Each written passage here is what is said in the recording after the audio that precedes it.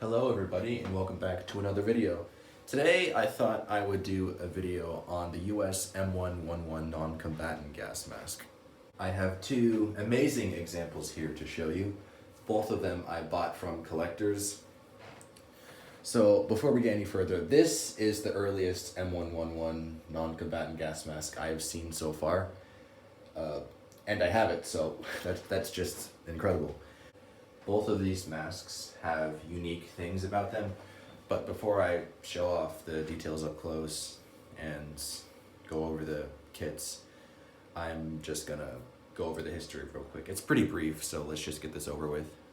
Prior to the surprise attack on Pearl Harbor, the US Army standardized a non-combatant mask that used a laminated non-rubber fabric facepiece, plastic eyepieces, and a lightweight cylindrical canister attached directly to the facepiece. That was the M111. So the M111 non-combatant mask started its production in, I believe, mid-1941. And I think they were produced all the way up until the M1A211 came along. And I think that was in mid-42 or early 42. I heard it was around like late war, but that can't be. Like that design for the M1A211 surely didn't take that long to be developed. But the information on these masks isn't that plentiful. Like there's not that much out there, and even if there is, it's pretty hard to find. I'm just kind of using I'm just using the information that I found. I'm just kind of scraping it together and putting it into a video. So I'm not exactly too sure when this first design of M111 was replaced with this one, because this is just not a very good face piece. Like even like when this is fresh off the assembly line, mint condition, this still wouldn't seal that well to the face. And it has an M4 outlet valve that you can see it's prone to leaking because it's exposed to everything because there's no guard. And it had a M4 head harness.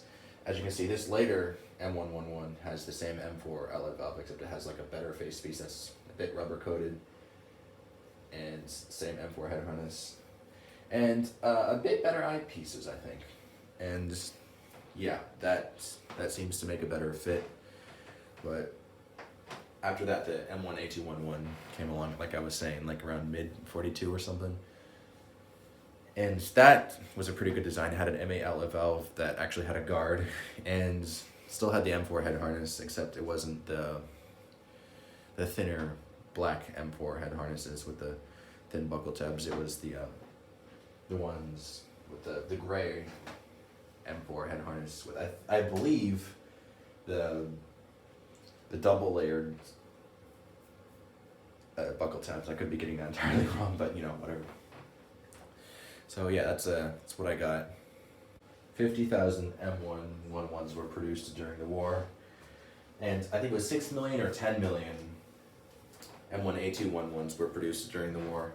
Now I heard that the M1A211 started the production in late war, but to produce 10 million masks in just about a year, that's kind of crazy. So that's why I think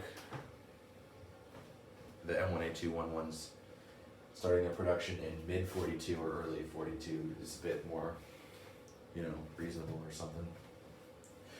As I was saying, there's not much information out there, and I'm sure there is some source that contains accurate stuff, but I'm just going with what I found. So yeah, I think that's all I got here for you. I don't have an M1A211 to show you, but I'll get one eventually. If I forgot anything, I'll just edit that in now, or I'll put it in the description. So yeah, let's just go over the masks here. So this M1 canister is like an olive green, and it has some instructions on it, which is pretty cool. Similar to the M1A211s, except the next M111 that came along doesn't have any instructions on the canister, which is kind of cool. Both of these masks are a size large. I don't see the date anywhere on it, and yeah, I don't see a manufacturer's mark either. This mask came with a cork inside of it.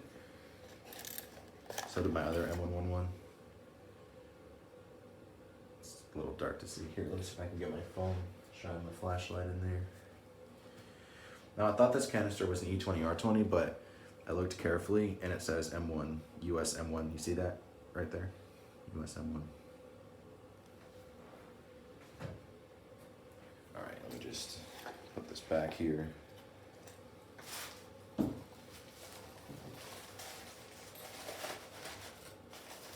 As you can see, the M4 head harness is disintegrated. There's like nothing left except buckle tabs and like a little strand of the head harness there.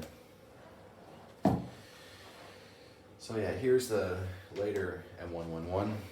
No, see no instructions. Actually says M1 here and it says BK. I think that's the manufacturer. And there's lot 1. I put a C8 head harness on here because it looks kind of like an M4 head harness at an angle, and the M4 head harness that came with it, it was in okay condition, but it is pretty fragile and a bit disintegrating, so I took that off just so it wouldn't really get messed with, so I could preserve it. And plus I can put this M111 on like a head for pictures, so yeah, it's kind of cool. So obviously I'm not saying you should go around wearing these, it's just like, you know, this styrofoam head I could put on here for a photo if I want. So yeah, came with the cork, as you can see. I took the cork out. This one's in much better condition. I'm loving this. And the face form was for this mask was actually a newspaper, but I don't have it with me right now. It was actually crumbling and falling apart. But the mask also came with this newspaper, which is pretty neat. It's very big, it folds out more, but I'm not gonna unfold it because this is also disintegrating, but not as bad, not as fast.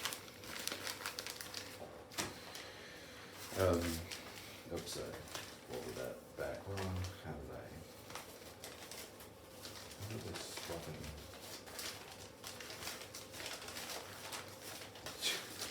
Okay, whatever. Yeah, that's about it. There's not much else to talk about.